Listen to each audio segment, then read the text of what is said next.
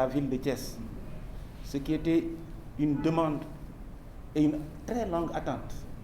Et c'était pour nous donc un très grand plaisir et c'était une fierté pour toute la ville de Thiès. Puis nous sommes revenus, c'était pour nous présenter, après ces prières, à l'époque nous n'étions pas encore PCA, puis après ces prières, nous avions eu le président de la République, président Macky Sall, nous avait fait l'insigne honneur de nous mettre à la tête du FONGIP, c'est-à-dire président du conseil d'administration du FONGIP. Et nous étions encore venus pour lui solliciter ses prières afin qu'on puisse mener à bien cette très lourde tâche. Aujourd'hui, nous revenons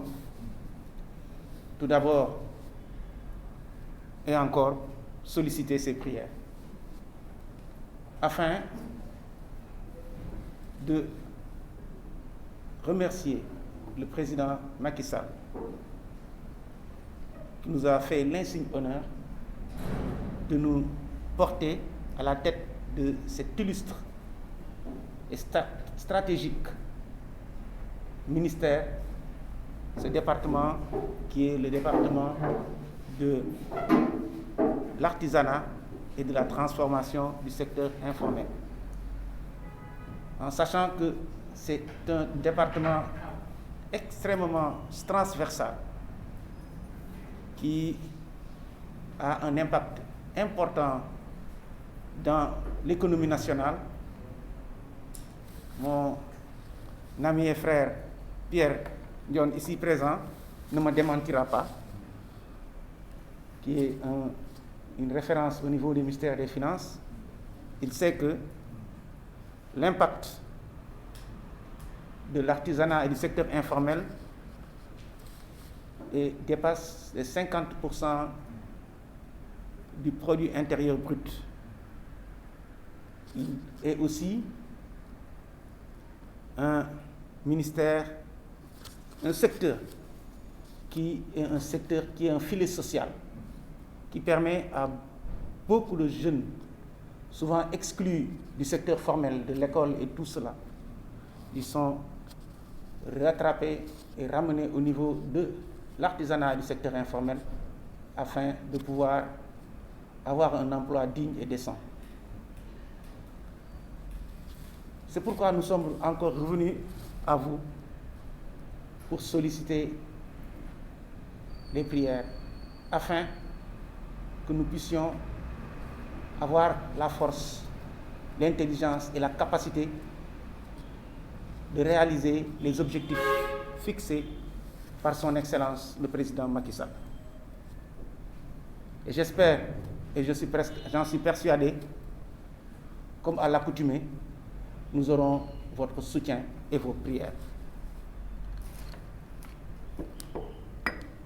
Nous sollicitons également vos prières pour que cette maladie, cette pandémie, cette terrible pandémie, soit très bientôt un mauvais souvenir. En effet, les structures médicales ne seront plus capables très bientôt de faire face à une deuxième vague parce que les services d'hospitalisation sont tendus, les intervenants, les médecins et les infirmiers sont souvent presque à la limite de leur capacité physique et mentale. À cela s'ajoute que économiquement, M. Ndione est là et pour pouvoir donner son avis dessus. Économiquement, le pays ne sera pas capable de faire face à une deuxième pandémie. C'est pourquoi nous sollicitons encore vos prières afin que cette pandémie soit très bientôt un vieux souvenir. C'est également un lieu pour moi de demander à l'ensemble des Sénégalais de respecter les mesures barrières. Qui peut le plus peut le moins. Aujourd'hui, les mesures barrières sont la seule possibilité que nous avons pour faire face à cette pandémie. en attendant peut-être très prochainement que le vaccin soit effectif. Mais en attendant, nous devons tous respecter ces mesures barrières. C'est notre credo. Et nous sommes venus ici sachant que vous êtes également un porteur de voix, une voix écoutée, que vous pouvez également demander à toute la communauté de respecter ces mesures barrières. Nous avons entendu le comité de l'église, le comité pour la construction de l'église de Tchapong. Sachez que nous sommes de tout cœur avec vous. Et je suis un peu habitué des lieux, parce que c'est le poste de santé de Tchapong et c'est moi-même qui l'ai rénové, c'est moi-même qui l'ai rééquipé. Donc si vous revenez aujourd'hui nous solliciter, sachez que nous sommes de tout cœur avec vous et très modestement nous allons donner notre participation. Mais monsieur l'évêque André Gueye, qui, comme je vous le dis, est une fierté pour le Sénégal, mais avant tout une fierté pour nous Thiessois. Nous avons également, je suis sûr, très bientôt, peut-être nous aussi, nous allons venir pour solliciter l'aide, peut-être d'autres, pour l'église de Thiès-Nord. Parce que je suis allé à Thiès-Nord, je suis habitué, et je sais que l'église de Thiès-Nord aussi, très bientôt, nous devrons également faire la même chose. Et nous allons demander à la commission et au comité existant là-bas que nous faisions les mêmes démarches afin qu'on puisse aussi terminer les travaux de l'église de Thiès-Nord. Monsieur l'évêque, pour ne pas trop tirer en longueur, nous vous remercions de vos prières et espérons que ces prières nous permettront de réaliser les objectifs. Ñi ngi ñëw tey di sant sunu borom ba mu mayee ba ñu taxawaat fekkaat si sunu jëwriñ bi nga xamante ne mooy évêque André Gueye ñu ñëwaat seet si ko tey di sant yàlla bu baax ba ñu mayaat ñu kàttan ba ñu fekke ko di wax ne ñun fii duñu fi gan ndax saa yu ñu yàlla defee ba nga ñu am loo xamante ne dañ ñu ko jox ndomba tànk dañuy ñëw ba ci moom defal ñu ñaan ba yàlla may ñu kàttan ak xel ba ñu mën koo def ci jàmm sant yàlla ne bàyyi ñu fi ñëwee suñu delluwaatee dañuy am ab yokkute kon tey su ñëwaatee tamit ba loolu amaat xel nangu na tamit ñu ñëwaat ba ci moom ñaan sàkkuwaat ci moom ñaan di sàkku ci moom ñaan mu ñaanal ñu suñu président de la république le président son excellence Macky Sall bi nga xamante ne moo ñu ñëw tabb ñu ci ministère bu nga xamante ne ministère bu am solo la ndaxte suñu nee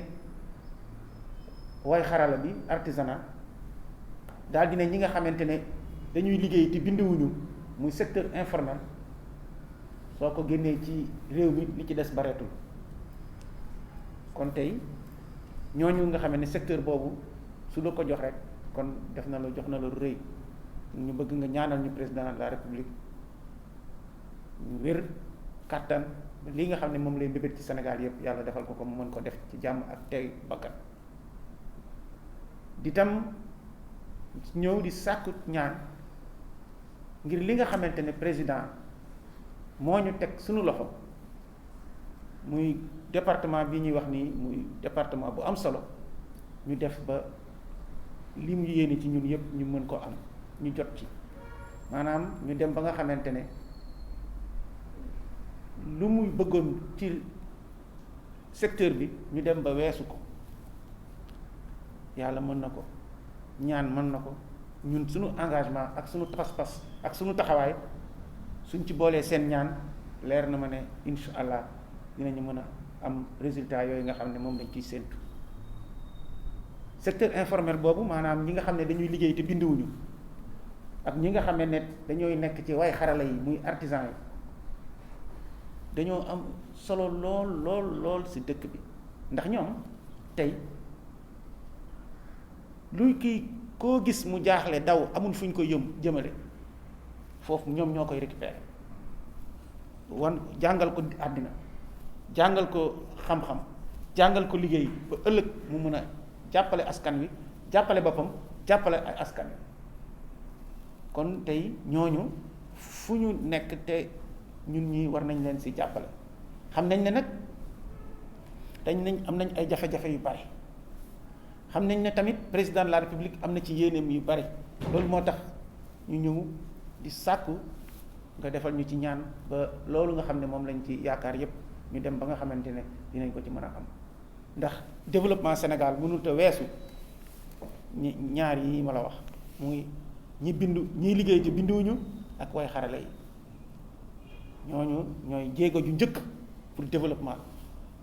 président de la république bi muy waxee PSE mooy programme Sénégal émergent li mu ci njëkk wax moom mooy soppi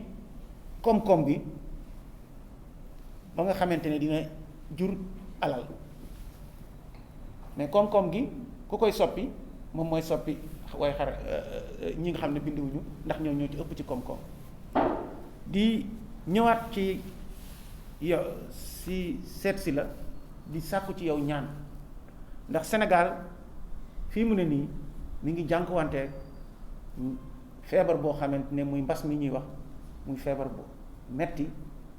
àdduna bi yépp wërngal këpp tëna leen tey mbir mi ngi wundiwaat kon ñu ñaan ci yow ñaan pour que loolu ñu fi def mu dem ba nga xamante ne mu nekk loo xam ne dañ koy nettali di ñëw tamit ci yow di sàkku ci yow li nga xamante ne xam nañu leer nañu ne ci nga dëkk moom mooy mesure barrière maanaam ku nekk dandante gi raxasu say loxo dandante ak bàyyi dem foo xamante ne soxlawu ko yooyu yi nga xam ne mesure barrière lañ ko wax ñu gën ñaan ci yow xam nañ ne ci nga dëkk de waaye dañ koy ñëwaat ci yow di la wax ne que nañ def tout nga gën cee wax nit ñi gën leen cee ñaax pour que loolu nga xamante ne moom mooy mesure barrière ñu mën fee nit ñëpp jàppoo ko sàlloo ko ndax xam nañ ne tey mesure barrière yooyu kese la ñu gis pour paj ak feggu ci feebar bi di ñaan ci xam naa ci lu gaaw ñuy ñàkk bi mën a ñëw ba ñu mën a ñàkk ñëpp ba nga xamante ne feebar bi dinañ ko mën a saafara di wax ne que lii ñuy waa commission waa Thiapong lii ñu ñëw di ñu ñaan xam nañ ne ñun foofu suñu dëkk la ndaxte du tey def na juróom benn at ñun ñi ñoo demoon foofu réfectionner poste de santé bi daal di koy wutale ay équipement ba tey jii macha allah moo nga fay dox kon suñu ñëwee tey di fi ñëw di ñu sàkkuwaat ci ñu jàppale ñu leen ci li ñu man barewul waaye incha allah dinañ ci jàpp di leen santati di leen gërëm ba ngeen demee ba ci seen xalaat ngeen xalaat ñu ci kon loolu lu rafet la ci ñun ndaxte su nit di def lu baax bàyyi la ci xel kooku da nga ko war a sant kon yéen ñëpp ñu ngi leen di sant di ñaanalaat monseigneur André Guèye yal na ko yàlla may kàttan may ko wér ba lii nga xamante ne moom mooy jéegoom yi mu teg ci biir Thiès ak ci Sénégal yépp muy continuer ba nga xamante ne muy ci ndamu Thiès waay parce que ñun ñii sunu ndam la waaye ndamu Sénégal yépp. Vous avez retenu l'histoire de nos rencontres plus que moi-même et cela exprime toute la considération que vous avez envers ma personne et envers notre communauté. Voilà, notre contribution dans la marche du pays, c'est d'abord bien sûr notre spécificité, la prière, la conscientisation, comme vous l'avez dit, l'information pour que la conscience communautaire s'édifie, la cohésion, la paix et l'harmonie. Cela, vous pouvez compter sur nous et redites au président que nous sommes toujours là aussi pour apporter notre modeste contribution pour le rayonnement pour la réalisation de ces objectifs pour notre pays. J'ai été très touché tout à l'heure par le deuxième complément de votre ministère, transformation du secteur informel. Je crois que cela décline toute la vocation que le chef de l'État a tracée pour vous. Comme vous l'avez dit, c'est un ministère transversal, parce que l'informel touche partout. Voilà, partout. Et le défi est énorme, vous l'avez dit, et c'est pourquoi vous êtes déjà dans le social depuis longtemps. Vous avez besoin, vous êtes compétent, vous en avez donné toutes les preuves, mais la compétence, comme vous l'avez dit, nous avons besoin de prière, parce que nous sommes des croyants. Dans nos Écritures saintes, il y a un poème qui dit que si le Seigneur Dieu ne bâtit pas la maison, les maçons travaillent en vain. C'est pour dire que c'est Dieu qui bénit le travail. Alors, tout à l'heure, avant de partir, je vais prier avec mes amis pour que le Seigneur, avec vous tous bien sûr, pour que vos prières et vos vœux soient exaucés et que le Seigneur Dieu Tout-Puissant vous accompagne dans l'accomplissement de votre noble tâche. Amen. La pandémie, nous y sommes. Voilà. Là aussi, comme on le dit à Wolof, Yalla Yalla Bay sa tool. Là, nous devons aussi jouer notre partition pour que le Seigneur bénisse nos efforts. Cela, je crois que c'est à chacun de nous, d'abord chez lui, de s'appliquer les mesures barrières pour stopper la chaîne de la transmission. Vous pouvez compter sur nous. Dans nos célébrations, je le fais partout. Si je vois quelqu'un qui n'a pas de masque, je lui dis porte ton masque. Voilà. Et je crois que il faut qu'on aide les autorités gouvernementales et du ministère de la Santé à dérouler le programme contre cette pandémie-là. Vous pouvez compter sur moi, sur ceux qui me regardent, pour tout faire pour que le message passe dans notre communauté. Pour revenir sur le secteur informel, je crois que le nom de votre ministère traduit toute la considération que le chef de l'État accorde à ce secteur, la dignité même, la reconnaissance de la contribution du secteur informel dans notre économie. Et ceux-là ont besoin vraiment d'être organisés. Je pense par exemple à la santé, voilà, à l'accès au crédit. Couverture. Donc vous connaissez plus que moi, mais c'est des soucis que nous aussi, nous portons avec vous. Oui. Voilà, nous voyons beaucoup de jeunes dans des petits métiers, mais qui mènent leur vie. Alors, ils ont besoin d'être soutenus pour être, en tout cas, à l'abri des tentations qui les appellent ailleurs. Ça aussi, je crois que la jeunesse doit faire partie de vos cibles les plus privilégiées. Merci pour votre proximité avec notre communauté, avec les projets que vous venez de citer. Chapman, pour nous, c'est un devoir de mémoire et de reconnaissance envers notre premier pasteur. Et Thiès-Nord, j'ai aussi visité Thiès-Nord. Des gens, sont déjà engagés par eux-mêmes. Et c'est cela, ce n'est pas moi, c'est eux qui sont levés, qui sont d'abord devant. Nous essayons avec nos partenaires de les accompagner. Parce que,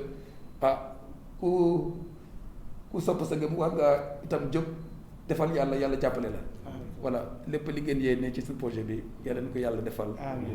ñëpp itam ñi nga xam ne daf ñuy dugal seen poos seen loxo seen xaalis yàlla nañu yàlla fay seen yéwén. En tout cas, monsieur le ministre, nous connaissons, je sais que votre cœur vous appelle à même faire parfois l'impossible. C'est ça. Voilà, mais Voilà, le Seigneur Dieu vous accompagne.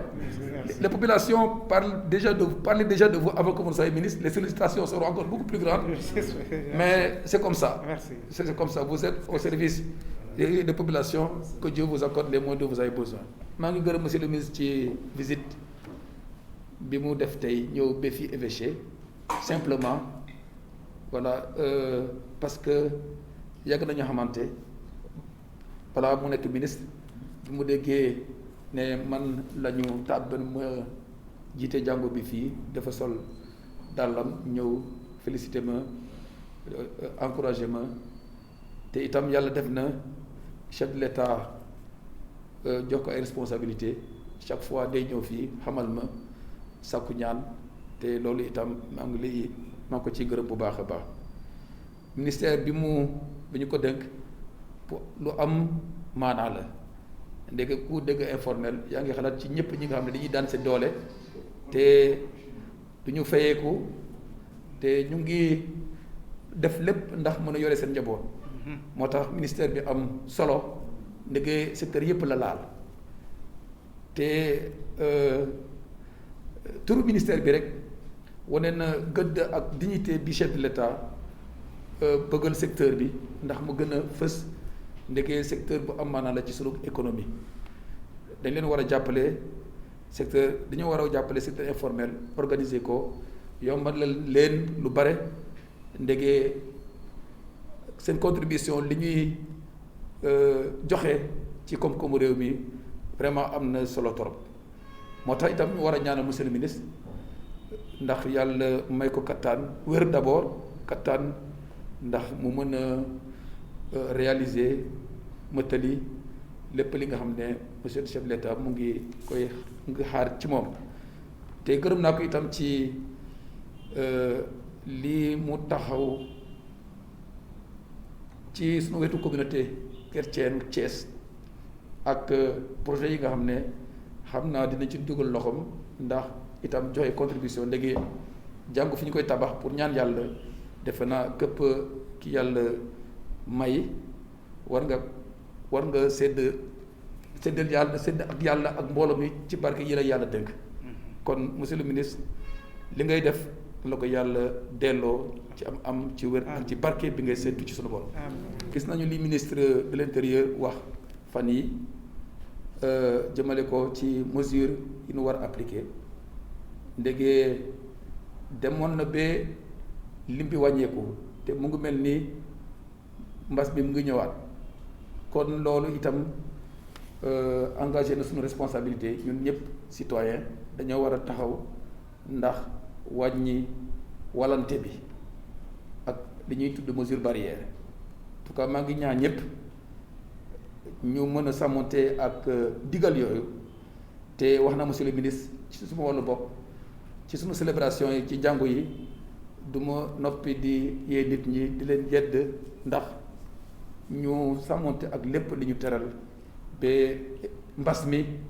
nu mën koo dàkkal fii Sénégal waaye ñu jiital ci ñaan yàlla itam ndege yàlla mooy borom yërmande mooy maye wér ñi nga xam ne ñu ngi tëdd ci l'hôpital yi yàlla wëral leen yàlla mi nga xam ne itam moo ñu bind moo ñu moom dakkal nu mbas mi fii ci Sénégal ak ci àdduna si sëpp ku bëgg nag yàlla defal ko war nga matali itam sa warugaar te yàlla dina ko barkeel